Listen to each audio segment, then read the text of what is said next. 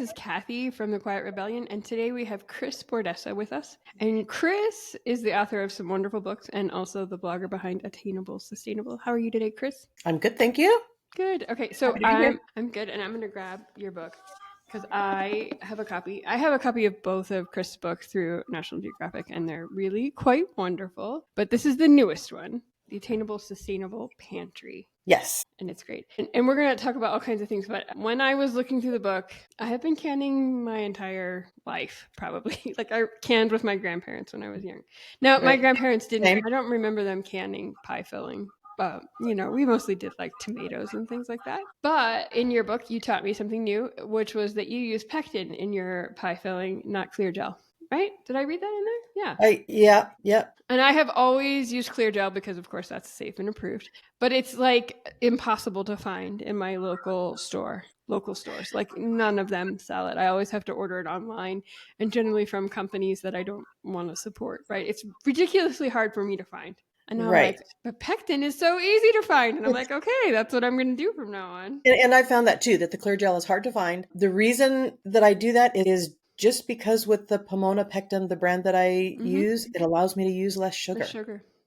You know, if I'm doing pie filling or jams or jellies or whatever, I would like to not have a lot of sugar. And, Yeah. and so many of the other, even the other pectins when you're making jam and jelly are, it's almost equal parts Yeah. sugar and fruit. Right. So that's my reason. It's not that there's anything wrong with clear gel. No, It's it's just just that's my reasoning. but it's so much easier to find. And I do like to do pie filling. I don't make much jam and jelly. We're a household of 2 adults. We just don't eat jam and jelly very much. But pie filling is really useful anyway. So that's like my new, I cannot wait to play with that this summer. So thank you for that. Like in the whole You're book, welcome. it's really wonderful. We're going to talk more about it. But like that was just like a tip for like, so I'm saying even if you have a lot of experience at this kind of thing, the book will teach you a lot. So you should absolutely go pick up a copy. Thank you. And we're going to talk about what it means to kind of stock a pantry back because the subtitle of the book is A Back to Basics Guide to Stocking Your Kitchen. And this is, doing it yourself instead of relying on the grocery store or anywhere else or Right. somewhere online to send you stuff. So let's talk first. How can stocking a homemade pantry help us quietly rebel from kind of consumer culture and mainstream culture in general? Well, I think that's it, right? Is if you are making some of this stuff at home, you are less dependent on those trucks arriving at the grocery store. In my case, I'm in Hawaii, so I'm counting on barges to show up and get that food in the grocery stores. It's a real problem here, but everywhere. If you are out there and making your own things, whatever that is, if that's making a homemade meal or stocking your pantry, you're not trusting that food is going to be in the supermarket. Right. And anytime you can do it yourself, it probably will taste better too. Not probably, it definitely will. Well, right. And the other thing is you're eliminating a lot of the ingredients that maybe, are supposed to be fine for us to be eating, but maybe they're not so great. We don't really know. You're eliminating a lot of the preservatives and such. Right. So, you've got more control over Right. the food that you're putting into your mouth if you're making it at home. You can see what's going into it. You can choose if you're going to use an organic flour or a not organic flour, just based on what it is that you decide is important to your household. Sure. And it's also, I have found personally, and of course this will depend on where you live and what you're making, obviously, but it still tends to be much more frugal. I mean, if you're doing it almost always. I mean, I realize sometimes there's like the 99-cent brownie box mix up, brownie mix or whatever, but still I'm willing to bet if you really figured out the ingredients, still probably cheaper. Most of the time, and I always say most of the time, because there are things, and there are even some things in my book, and I'm trying to remember what they are, where I was thinking this is not necessarily going to be less expensive for people. Right. Because it requires a certain ingredient that maybe Right. isn't something that they keep on hand on a regular basis. One of the things that I call for in the book, and I am sorry I did not even bring my book to sit here with me. It's not nearby. But one of the things I call for in some of the recipes is a vanilla powder, which sure. isn't something that most households keep on hand. Mm-hmm. But I feel like by having that on hand, you can use it to make something and replace that store-bought thing. Right. So, overall, yeah, it's maybe a little bit more expensive to go buy that, Right. but hopefully it lasts over the course of a number of different recipes and it kind of balances out. And I feel like I don't normally keep vanilla powder around either, but I do feel like it's funny because I feel like last time I was at Costco, we're members of Costco. I feel like they had a like like the of course the Costco size container, so a Or large yeah, container, but giant.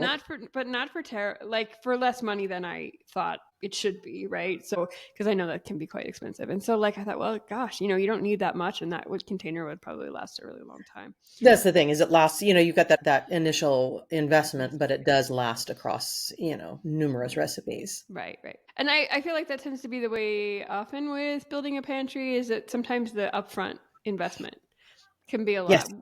Like we buy half a cow, right, once a year, and that's all the beef that we have in a year.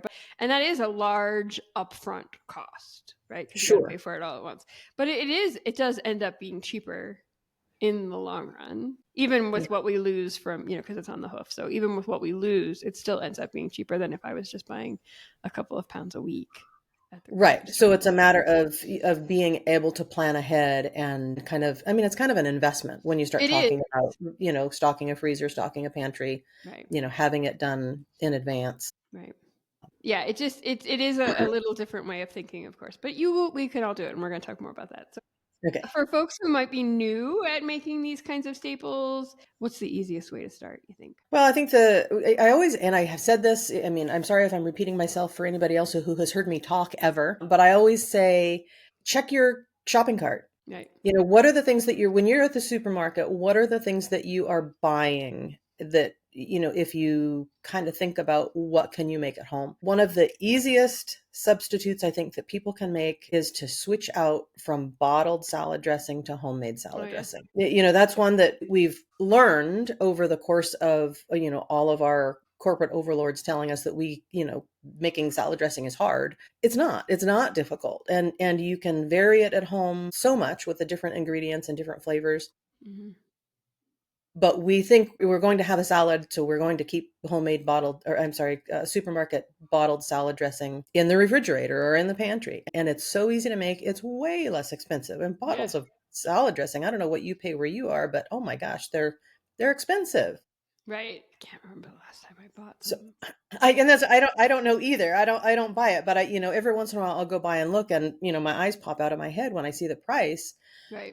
But that's just one thing. So if you're somebody who is buying a lot of salad dressing, that's an easy way to make a switch. What are other things that are in your shopping cart that you can figure out how to make at home? It's about what goes in my shopping cart is going to be different than what goes in somebody Sure. else's shopping cart. Everybody's house is different. And one of the things, when I wrote pantry, there were some things that we wanted to include in there that are not necessarily things that I would buy.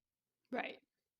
I know it, but I was trying to cover bases for people who do count on these things. So for instance, there's people buy the cornbread muffin boxes, Yeah. the Yeah. Judy cornbread muffin boxes, that sort of thing. So if you can replace that with a homemade mix of Mm-hmm. your own, I wouldn't do that, Yeah. because it's just I make muffins from scratch when I make muffins, and it's just easy for me because I know how. But I know a lot of people trust those boxes. They like the convenience of it. So we did work on including that sort of thing where we could Sure. replace that for people. Right. So yeah, it's everybody's household is going to be different as far as what Sure. they're putting in the pantry and what's comfortable for them. Pancake mix is another one. I make Right. pancakes from scratch. Yeah. It's just measuring out the flour and the ingredients, but a lot of people are more comfortable just having that mix in the pantry, and so I have a pancake mix recipe in there as well. Sure. And those are the things too that if you are used to using like a mix, but you want to get away from that and want to learn more about baking from scratch or whatever from scratch, making your own mix is a great way to start. And then once you kind of get that, you'll probably feel enough confidence to try something without the mix. But it is a great way. And salad dressing too is like, it's a really, my next question was kind of like, what's the fastest path to early success so that you can build your confidence in this kind of thing? Salad dressing is definitely an easy thing that will help you build confidence, I think, because it's so Right. easy. And salad dressing is one, that if you look at it, I don't know, kind of layers of salad dressing, you start out with a very simple oil and vinegar Yeah. recipe. Yeah. That's really easy to do. And if you want to expand, you can do something that starts with a base of sour cream or store-bought mayonnaise. And Right. eventually you may work your way to something that's more like a Caesar salad dressing where you're using the egg and oil to emulsify your own. Right. But Right.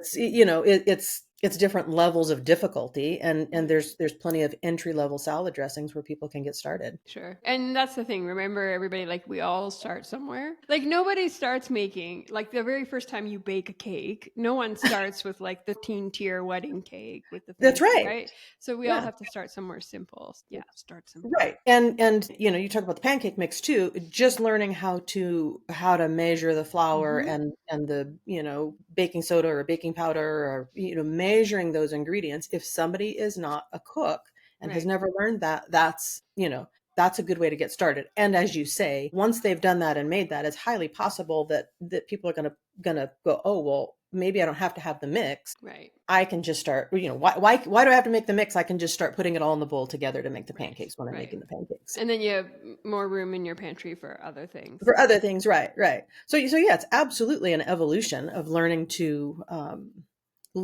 do these things.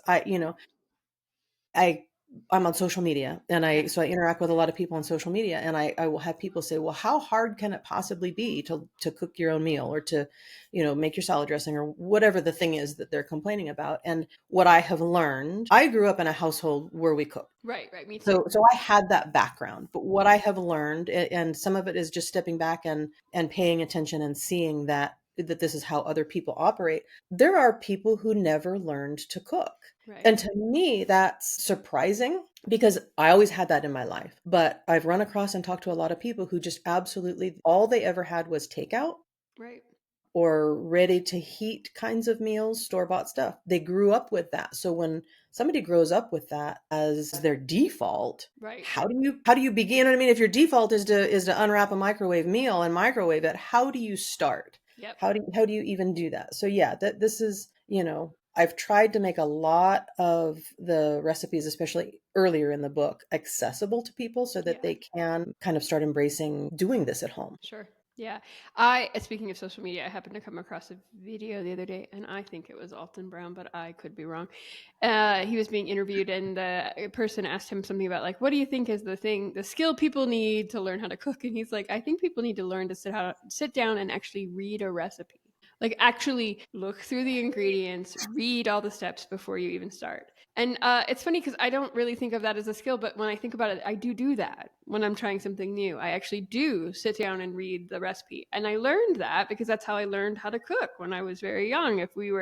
When I wanted to do something new, for instance, I did grow up in a family where we cooked and I liked it. And sometimes I wanted to try new things or whatever. And that was what I was taught. You read the recipe and then you do it. And so I feel like that's true for your book too. Like, sit and read the stuff before you, like, dive in, so that you really understand, so that the minute you're, like, diving in, you're not, like, in the middle of it, you're like, wait, what, I'm supposed to have Right. vanilla powder.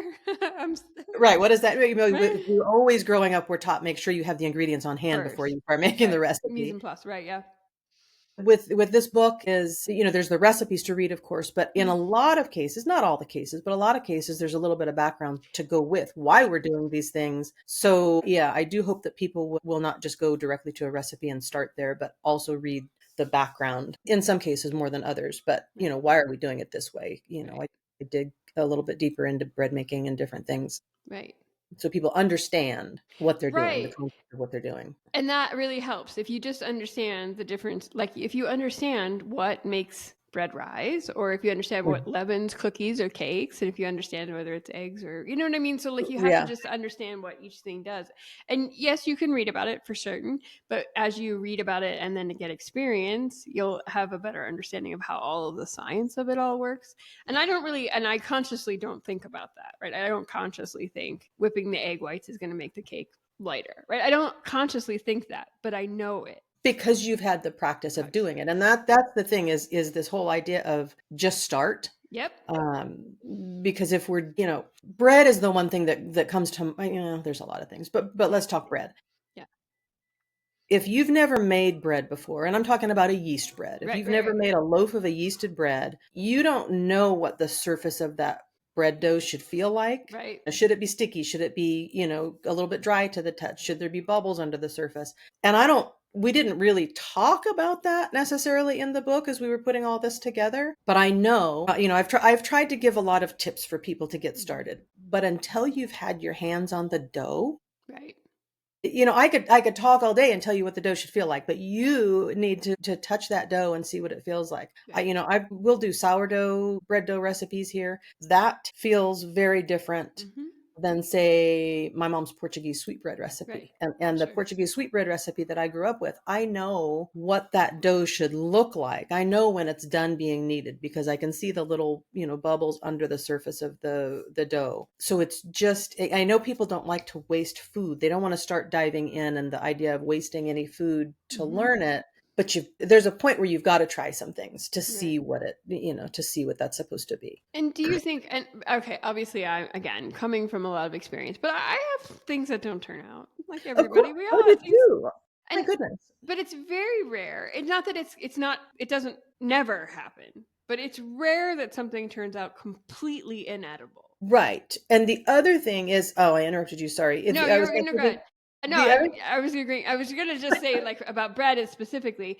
It might not be as light as you want, or it might, whatever. There, all kinds of things can go wrong with bread, but you can turn it into breadcrumbs. You can turn it into croutons. You can turn it into a lot of stuff. So you're not always going to waste. But go ahead and finish your Yeah, thought. no, that's exactly what I was going to say. Is that Yeah. is that as a somebody in a frugal household who does my own cooking, if I have a failure, and again, I say it does happen. Mm-hmm. And I am not a chef. I am a home cook who can Yep. feed her family well on a budget. If I have a failure, something that people don't like, or it didn't turn out well, the bread Mm-hmm. didn't rise, what have you, my next step is what else can I do with this? Yep. How can I make this something, if it's casserole that somebody didn't necessarily care for or it didn't set up or whatever, can I add broth to it and make soup? Right. In the case of bread, that's absolutely croutons or breadcrumbs. It, Right. it won't get wasted. It's not going to Right. go in the trash. Very rarely will something go in the trash. Right. It's just going to be turned into something else. Right. And that's exactly how we are. And it's funny. I'm blessed, thankfully, with my husband doesn't, so not picky, right? Like, Yeah. there's certain things, foods that he doesn't like, but we just don't cook those foods. But and often I'll be like, oh, this just didn't turn out the way I thought it would, or whatever, and he'll just be like, it's perfect, right? Like, Fine. he Yeah. just doesn't Fine with care. me. So I think I used to say this in canning class, like, because every once in a while, a jam or a jelly won't set for somebody, Right. and I always just say, well, that is now huckleberry ice cream topping, right? It's huckleberry Yeah. dessert sauce. It doesn't matter. Don't set people up. And I do that with my husband. I'll set him up. I'll be like, oh, this didn't turn out right. Don't set people up. Just serve it and let Right. people go. Most of the time, no one's going to say to you, I don't want that huckleberry ice cream topping. No one's going to say Right. that. They're going to love it and enjoy it. So just don't tell them it was supposed to be something else. Right. Or I don't want those croutons. They don't have to know Right. that it was a bread that didn't work out quite well. It's Right. all in marketing, right? That's right. It's how you market it. That's right. And those croutons are great on top of a homemade soup or salad. So yeah, Yeah. right, exactly right. And the bread that didn't turn out are great breadcrumbs for on top of your casseroles or whatever. Turn it into stuffing for Thanksgiving, whatever. It just doesn't. Yeah. Or bread pudding. Right. Yeah. That's exactly the thing is for me, it's not going to go to waste. We will figure out another way Right. to turn it into something that is, Right. more edible. Not that it wouldn't be edible before, but, more palatable, I Right. guess. And that's the thing too with experience. Like, you will eventually find a recipe online or in a cookbook or wherever, and you'll read it and you'll think, this isn't right. Something's not right, and you'll know. And I had this happen to me very recently. I was reading a recipe and I wanted to make it, and I thought it just didn't seem right, but I didn't trust my judgment, and they were cookies and they didn't work. They absolutely didn't work. The whole pan just kind of like melded and they didn't, you know what I mean? And I knew it and I didn't trust my own instinct, and so that was like a rare time where I actually just, it had to go in the trash because it just didn't work. That's an experience thing, Yeah. though. That's that you've got enough experience. And in fact, I had this happen over the weekend. And I will say my husband cooks and likes to cook, but Yeah. he does not yet have that skill of, I can look at a recipe and say, oh, it's not going to have very much flavor. That's going to be a little bland. Or, you know what I mean? I can see that. But over the weekend, I made a carrot cake. I've got fresh carrots coming out of the garden. So I Oh yeah. decided I was going to make a carrot cake. And I pulled up a recipe and, fine. I tend to gluten free my recipes because Sure, I've sure. got people who won't, so I'll modify it there. But then I followed the recipe for the cream cheese frosting. Yeah. And as I was making it, I thought, that is too much liquid. Yeah. But instead of listening to Yeah. my gut, Right. instead of paying attention, where I thought, Kris, you've cooked long enough, what the appropriate amount is. This recipe's got 5 stars. I'm going to follow it. And I followed it. And sure enough, it ended up being more like a glaze. It was Yeah. just too much liquid. Right. So yeah, Just but that's an experience thing, right? And yeah. even with my experience, I sometimes don't listen to myself. Yeah, and I don't either sometimes because I just, I'm always like, well, this person wrote the recipe and maybe I know that person or I know of that person that wrote the Right. recipe and I figure it'll be fine, but sometimes it just doesn't. So Right. yeah, you do get there, but it does take experience. And the other thing is too, part of it, like I say, I mean, you can go get a 5-star recipe, off the internet or wherever out of a cookbook that you like, and it might not taste good to you. Right. We've all got our own taste buds, Right. and what I think is a flavorful, delicious recipe, it might be great for somebody else. Right.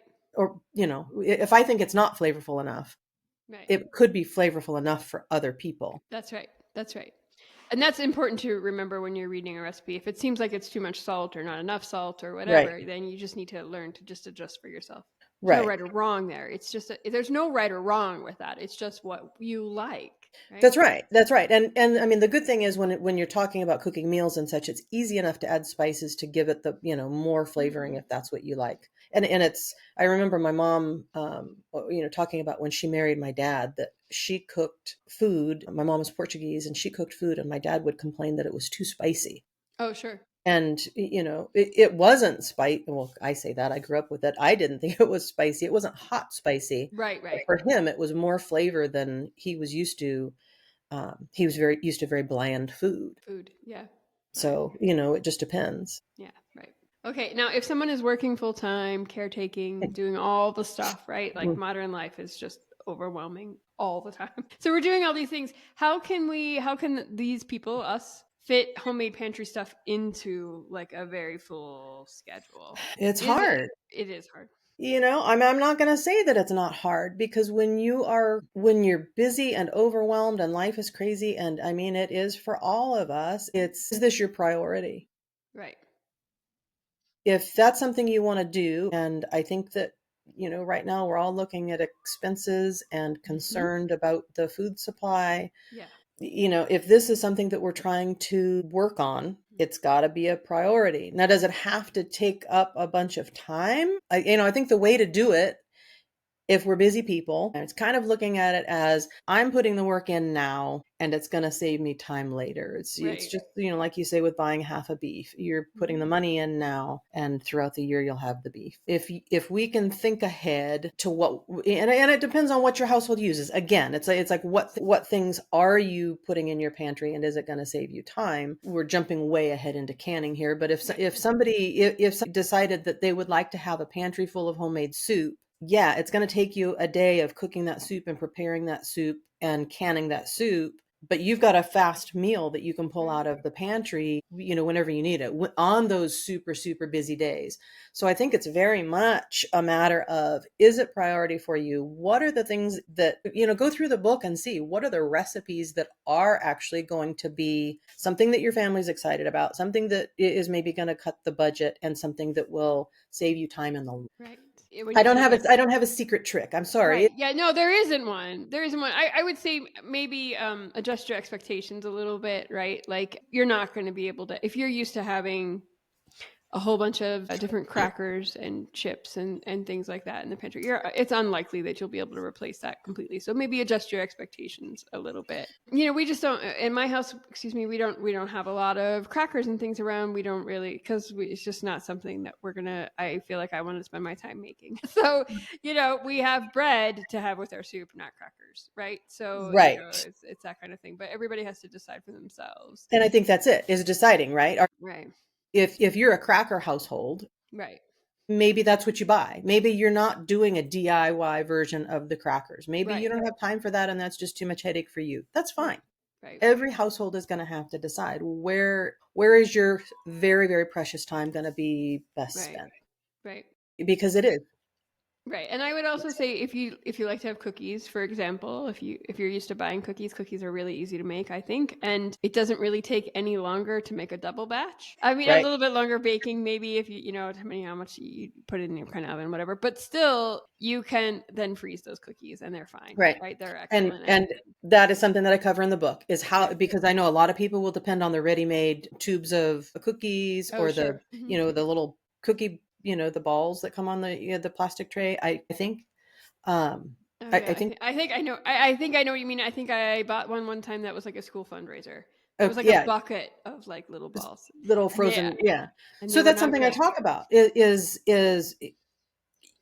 yeah, I mean, most cookie recipes can be Mhm. frozen, and you can take it and make your own logs so that you've got cookies in the freezer whenever you want to do it in a hurry. So yeah, batch cooking, as you say, doubling your Mhm. recipe, freezing half of it, and that goes for meals too, cookies, Right. meals, whatever. Bread. Yep. If you're already doing the work, it's not Right. that difficult to make more and preserve it, freeze Right. it, however you're going to preserve it, so that you can use it. I mean, it's the same as the idea of people having a bread baking day, right? Right. Right. Where they're, baking the bread for the week. Right. So you've put the time in now, and then you've got bread for the week. Right. And So it really doesn't take any longer. And if you're doing it, you might as well just do it. Right. the And kitchen's already a mess. that's right. It's already a mess. It's not going to take you any longer to clean it up. I mean, it's still the Right. same. So, and when you were talking about canning, this is my favorite quote I think from any book I've ever read. It was Animal Vegetable Miracle by Barbara Yeah, Kingsolver. great book. And it's a great book. And in the book, she says, I'm pretty sure this is the exact quote, "I think of my canning as fast food paid for in advance." And I have Yeah, always loved that because that's exactly what canning is. It is a lot of work now, but later on you'll yeah, be so glad, so glad. yeah. And it's not that you're doing this all the time, every day. You're just going to pick moments to do it. Moments to Right, make moments to make the bread, moments to make the cookies, moments to do whatever and try to. And obviously I understand you have to have space for freezer stuff. If you live yeah, in a really small apartment in the city and all you have is the little refrigerator freezer, you can't do a lot of freezing. I get it. But right, whatever you can do, try. So right, right. Yeah, it's a time speak investment. Right, exactly. And do you think, I mean, I know we were saying we're not judging, right? Like you have to choose for yourself, but is there something that is a better thing to focus on than anything else, do you think? Or is it just really a matter of, Well, I mean, I guess again, it so much depends household to household what's important. But the one thing I guess I would say is that if you are a household that is gardening, or you have a CSA box, or you have Mhm, access to fresh foods during the summertime, however that is, mhm, and in the wintertime, that access to fresh food goes away. If you can figure out how to preserve some of that food yeah, now, in mhm, the season, whenever that is, if you can preserve that food, it's going to cut your budget in the wintertime so that you're not paying mhm, high prices for fresh food at the supermarket. mhm, Is going to make it readily available to you. And I know not everybody wants to dive into canning. That's that's a kind of next level commitment that people want to do that. It's not difficult. It's, and yeah, I hope I have made that clear in the book that yeah. walking through the process is not difficult, but it can seem difficult to It people. can seem But intimidating. I, it I, can I understand that, yeah. but there are other ways to preserve that food. Right, If you don't feel like you're ready to dive into canning, you can, think about dehydrating. And again, dehydrating is a way to do it for people who have got small houses. right, They can't freeze. If you can dehydrate your food, it shrinks the size of it down so you're storing less. So there are other ways to save that so that you have access to that year round. right.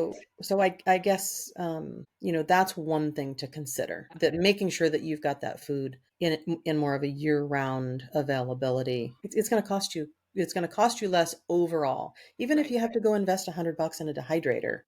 right, That's going to last and be used in your household for years and years and years. Gosh, right. mine is 15 years old, I think. Yeah, mine's at least, Uh, yeah. so you get there again. There's that upfront. You spend that, and then you can, you're able to preserve those things to use them Right. all year long. And speaking of equipment, because obviously if you're going to dehydrate, if you're going to can, you will need to have some equipment. Hmm. You can kind of fake a water bath canner, right? There's ways to Right. kind of like fake it as long as you have a deep enough pot. You cannot fake a pressure canner.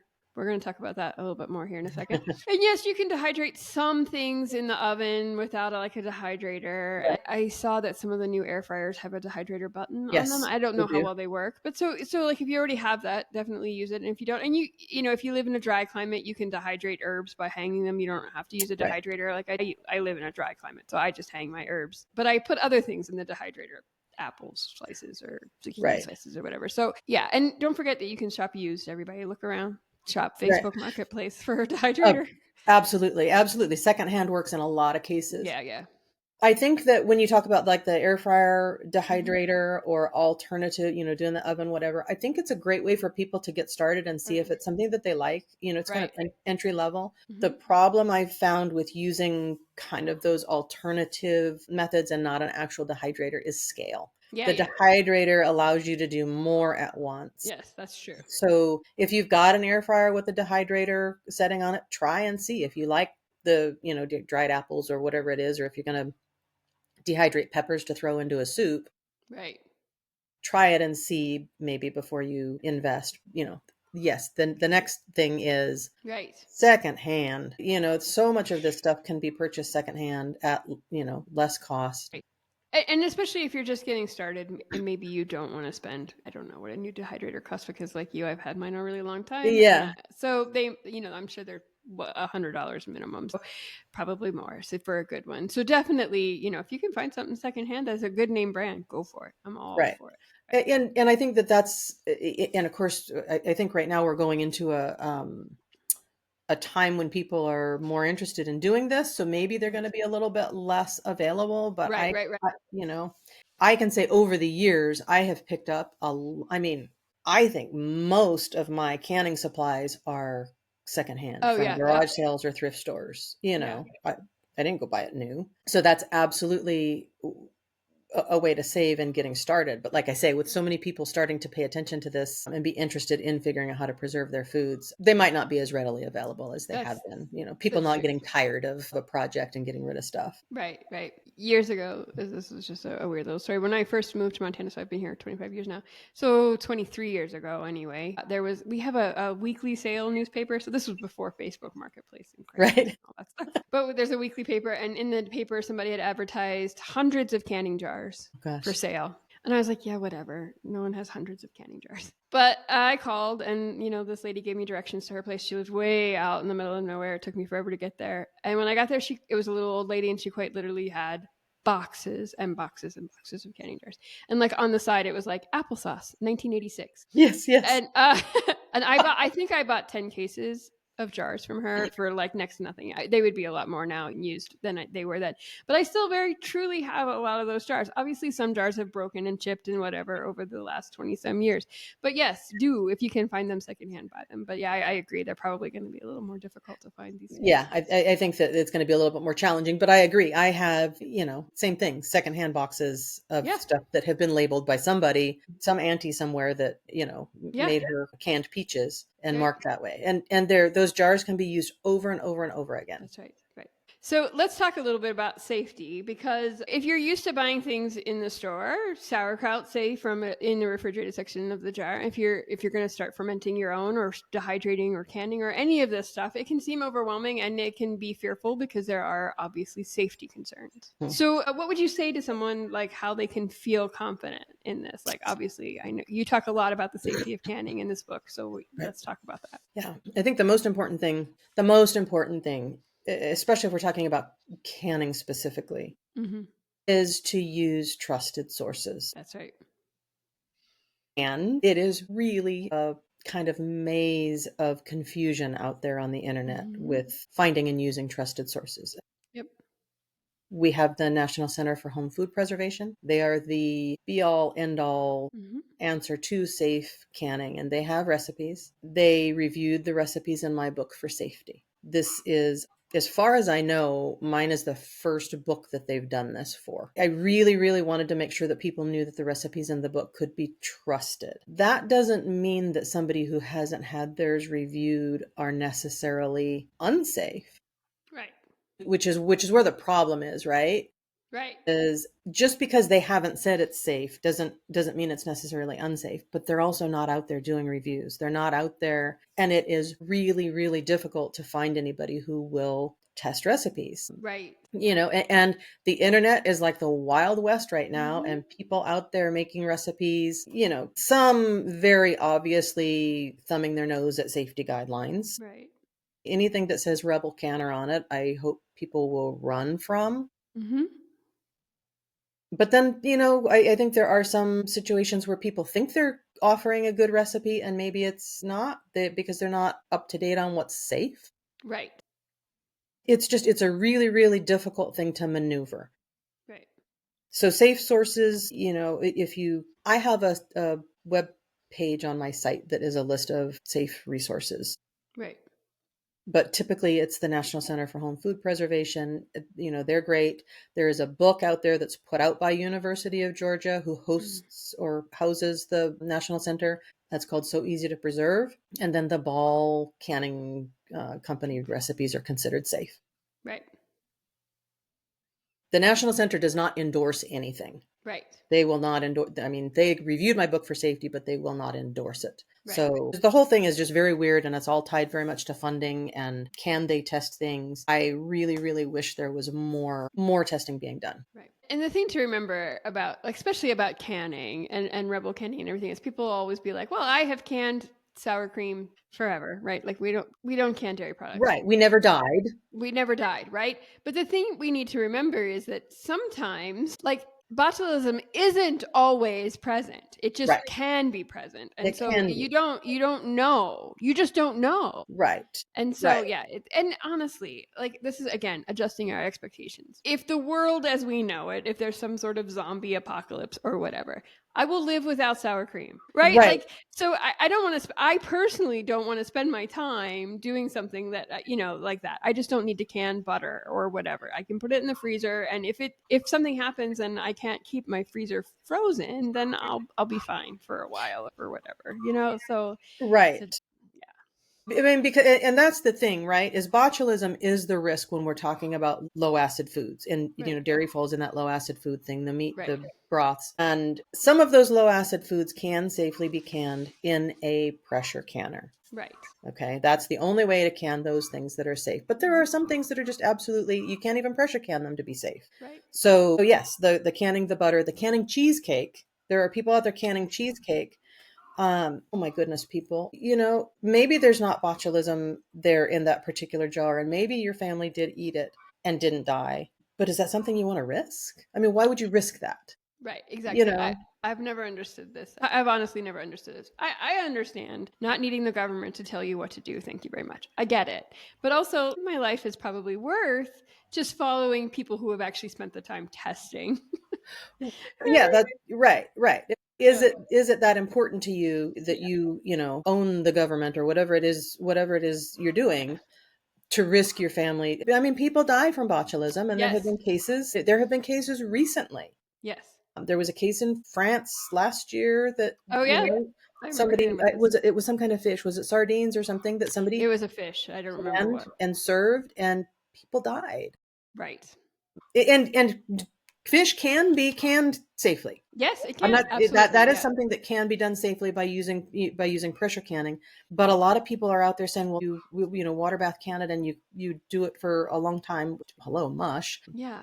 Water bath canning is only safe for acidic foods. Right. And I'm not telling you anything. You know Right. that, No, but no, I understand, but no, we're telling everybody else. yeah, it's The other thing is when people are like, oh, you just, water bath those green beans for 4 hours. I don't know how you're going to keep that water level and keep it boiling for 4 hours. I right. just don't, I don't see any possible way for that to truly, truly happen. I know people are going to want to argue. I'm not going to argue with you about it. And not to mention whatever fuel that costs to run it for four I hours. know. Oh my You know, gosh. Like, I know that it's safe to water bath some tomato products, right? right? You have to do it for a long time. It's so much quicker in the pressure canner, like 15 minutes or something for like a half pint jar piece of sauce, right? Right. So I'm going to just do that. I'm going to do that. Right. I know we all have our thing, and I will say that canning is like anything else. The very first time I used a pressure canner, it was very intimidating to me, and I was terrified of. I've heard all the horror stories, right? Like we've all Mhm. heard them. They're also very uncommon. They've almost like Yeah. urban legend at this point. Right. If you have a modern canner, they have safety plugs these days. Right. The So whole many. lid is not going to blow off. Right. Right. And yeah, I mean, there are those stories out there. People are afraid to do that. And I will say, and I talk about this in the book. I felt very daunted by the idea of using a pressure canner. My mom canned, we did the apples, we did the fruits, the jellies, the jams, the tomatoes, but it was all water bath. That's what I grew Yeah. up with, was water Yeah, bath. that's what we mostly did too. Yeah. I didn't start doing pressure canning until I was a full grown adult. Right. And I don't know. This seems a little bit, I'm not sure about this. Mm-hmm. But once I did it, it was not scary. And oh my goodness, it has allowed me to make my own broth and keep it on the shelf Yes. instead of having it in the freezer, taking up Yep. freezer space. Yep.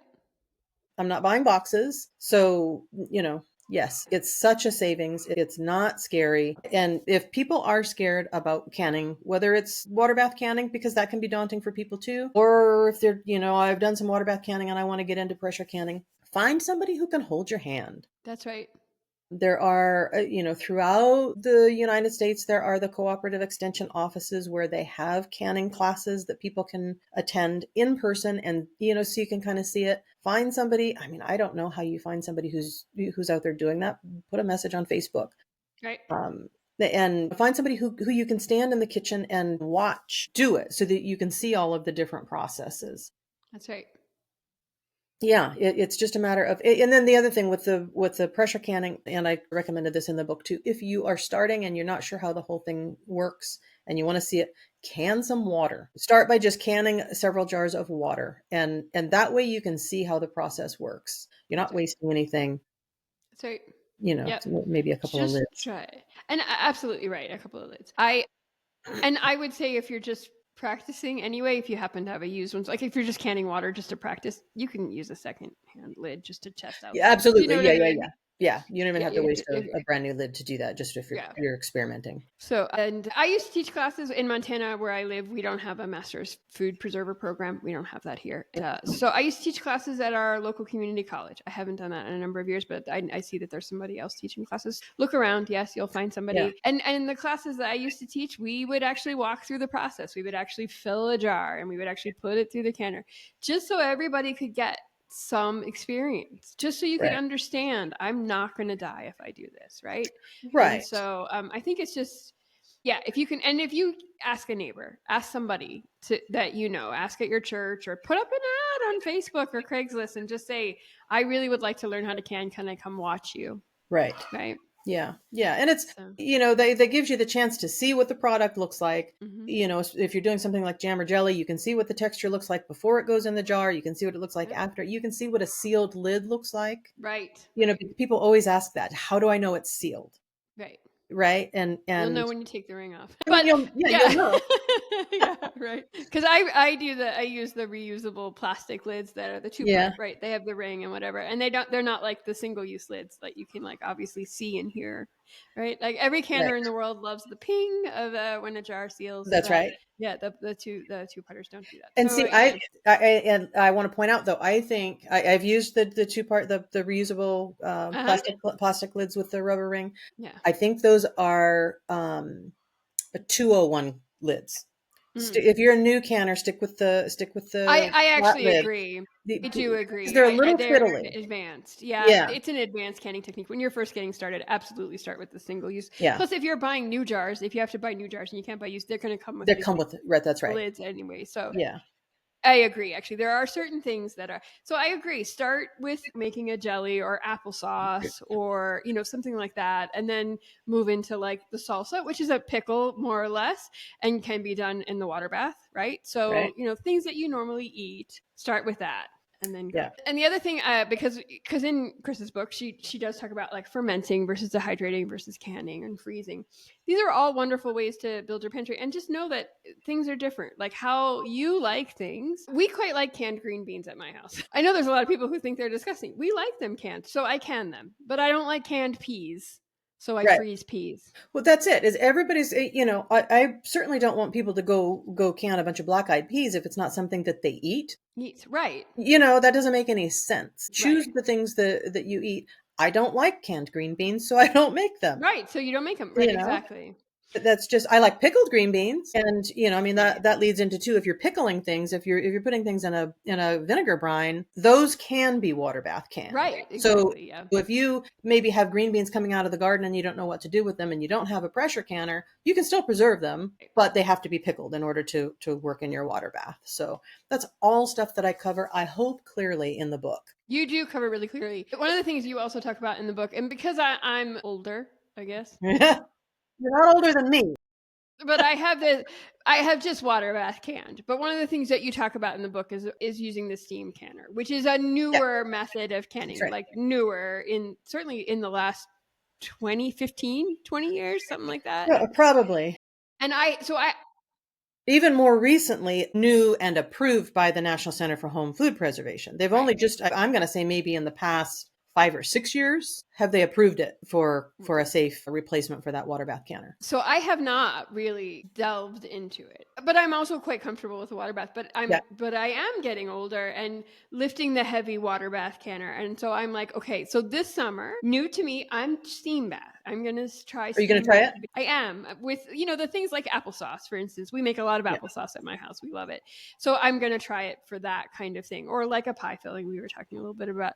So some things like that I'm gonna try this summer, and probably salsa for that matter. Like I'm just like, okay, I'm gonna just do it. I haven't, but I'm going to. The only limitation for the steam canner is and this is in the book, and I don't remember what the number is off the top of my head. Anything that has to be processed beyond a certain number of minutes can't be Right. done in the steam canner. And that's only because the water will evaporate and you won't have enough water in there.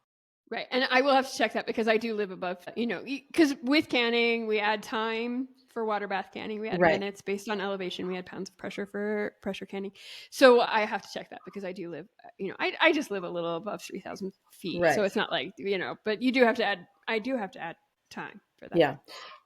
The other thing with the steam canner that, as we deal with droughts and different things happening out there in the environment, the steam canner, easier to lift, as you say, but it uses a lot less water. So for people Right. who are, if people haven't yet bought a water bath canner or any of their canning supplies and they live in a real drought heavy area, that's another reason to go with the steam canner because Right. you're just not going to use as much water to process. Right.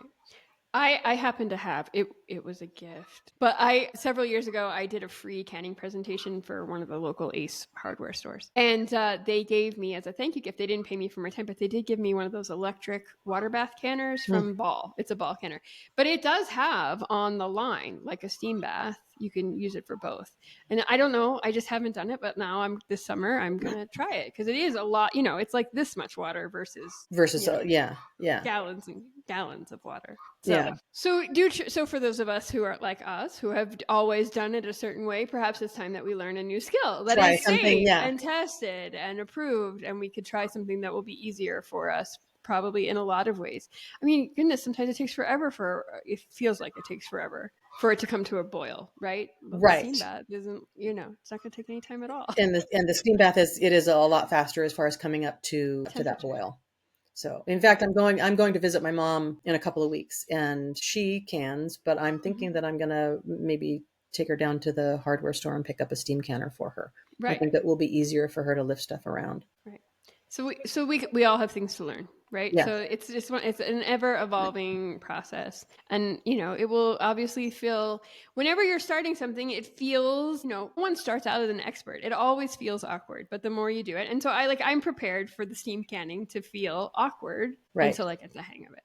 Yeah, it's that way. I mean, it's that way with everything. I will, try something new, and it's not second nature. So you're having to follow the directions exactly, or try a new tool, or whatever the things are. But it's just a matter of once you do it. And for me, oftentimes I'll do it and go, why did I wait so long to do this? This was not that hard, but the idea of starting, and this is something I think I talked about in my first book, that the idea of starting is the kind of the biggest barrier, right? Because we think that it's going to be difficult, and then once we embrace it, then it's fine. Right. And one of the other things that you were saying earlier about don't can something that you wouldn't eat. I can quite clearly remember teaching a canning class and the one gal was like, and I made 20 jars of rhubarb chutney and no one ate it. Like her whole family didn't eat it. And I said, well, would your family normally eat chutney? And she was like, no. But you're so afraid. Like at some point you get afraid of wasting the rhubarb harvest or whatever. Right.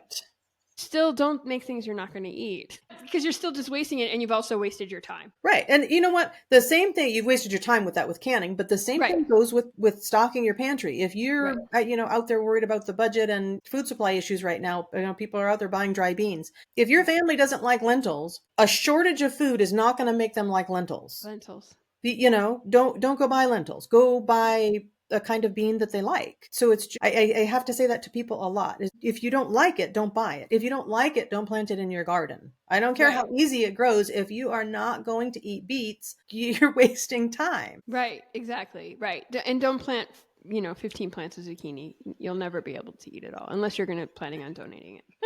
Yeah, yeah. Every spring I end up starting more zucchini than I need, and I end up planting like 4 plants, and then I'm just like, we're a household of 2. No, we don't need that much. Right, right, right. Right. But you're like so excited about growing season Growing and season. whatever. Yeah, yeah. But like you say, if you've got a food bank in the area that will accept fresh food, zucchini Right. is the thing to plant. That's right.